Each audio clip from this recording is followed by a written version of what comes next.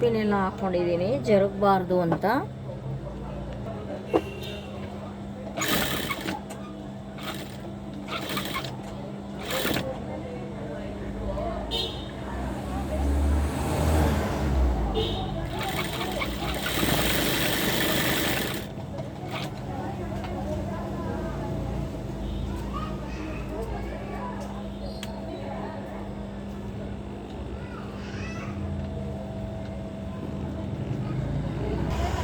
ಈ ಥರ ನ್ಯಾಚ್ ಹೊಡ್ಕೊಳ್ಳಿ. ರೆಡಿ ಆದಮೇಲೆ ಮತ್ತೆ ಉಲ್ಟಾ ಮಾಡಿ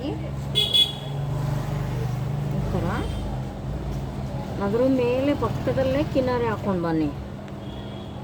ಆವಾಗ ಚೆನ್ನಾಗಿ ಬರುತ್ತೆ ಪೈಪಿಂಗು.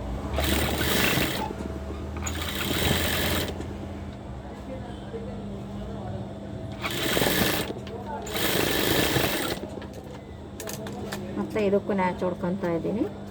ಮತ್ತು ಉಲ್ಟಾ ಮಾಡಿಕೊಂಡು ಸೇಮ್ ಟು ಸೇಮು ಕಿನಾರೆ ಹಾಕ್ಕೊಂಡು ಬರ್ತಾಯಿದ್ದೀನಿ.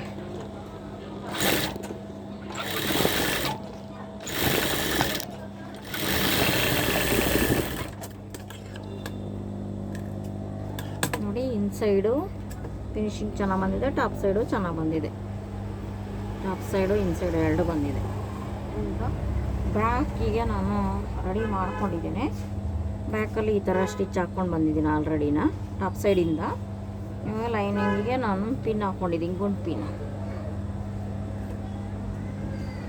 ಮತ್ತು ಈ ಕಡೆಯಿಂದಲೇ ಹೊಡ್ಕೊಂಡು ಬರ್ತೀನಿ. ನಾನು ಜಿಪ್ಪರ್ ಟೆನ್ಷನ್ ಹಾಕ್ಕೊಂಡಿದ್ದೀನಿ. ಆರ್ಡಿನರಿ ಟೆನ್ಷನ್ನಲ್ಲಿ ಬರಲ್ಲ, ಜಿಪ್ಪರ್ ಟೆನ್ಷನ್ ಹಾಕ್ಕೊಬೇಕು.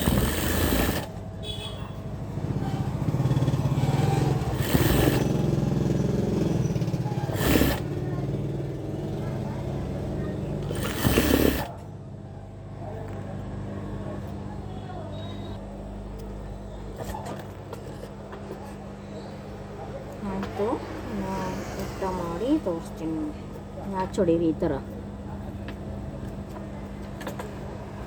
ಮಾಡಿ.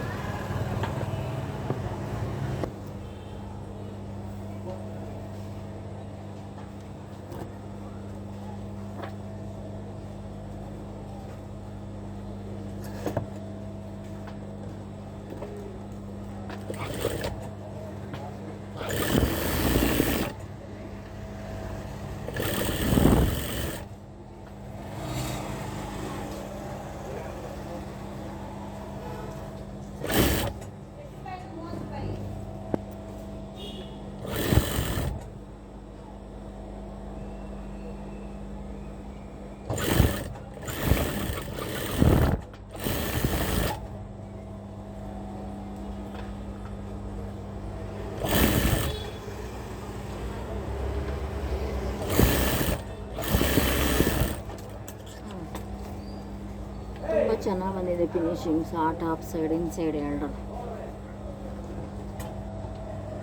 ಎರಡು ಸೈಡು ಚೆನ್ನಾಗಿ ಬಂದಿದೆ. ಬ್ಯಾಕ್ ಸೈಡು ಆಯಿತು, ಫ್ರಂಟು ಆಯಿತು.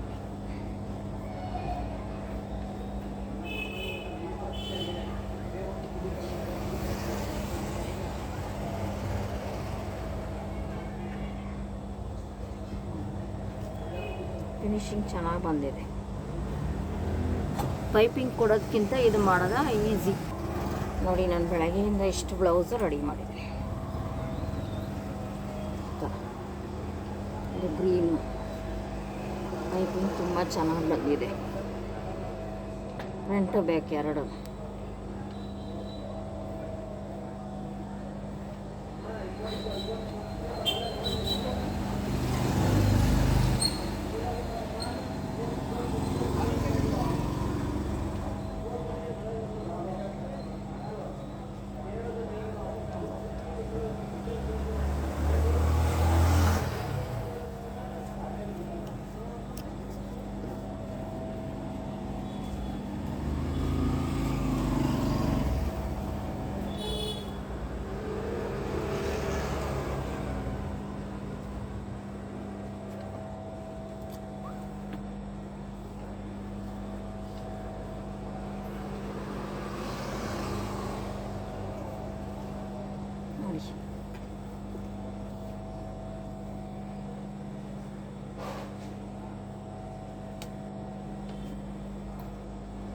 ಇದು ಪೈಪಿಂಗ್ ಬಂದಿದೆ.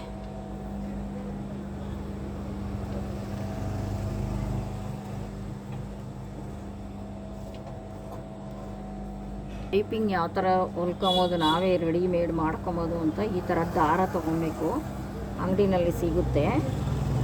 ನಾವು ಆಡ ಲೈನಿಂಗಲ್ಲಿ ಪೈಪಿಂಗ್ ಕಟ್ ಮಾಡ್ಕೊಬೇಕು.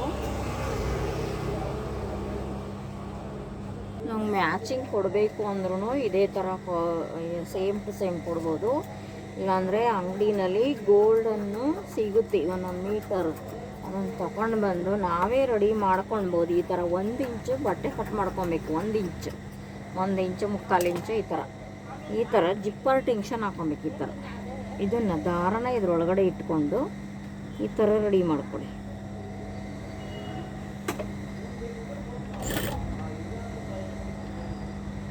ರೆಡಿ ಮಾಡಿಕೊಂಡ್ರೆ ನಮಗೆ ಎಂಥ ಬ್ಲೌಸಿಗೆ ಬೇಕಾದರೂ ನಾವು ಪೈಪಿಂಗ್ ಕೊಡಬೇಕು ಈಸಿಯಾಗಿ. ತುಂಬ ಚೆನ್ನಾಗಿ ಬರುತ್ತೆ. ಹತ್ತಿರದಲ್ಲಿ ಜಿಪ್ಪರ್ ಟೆನ್ಷನ್ ಸ್ವಲ್ಪ ಹತ್ತಿರದಲ್ಲಿ ಹಾಕ್ಕೊಬೇಕು.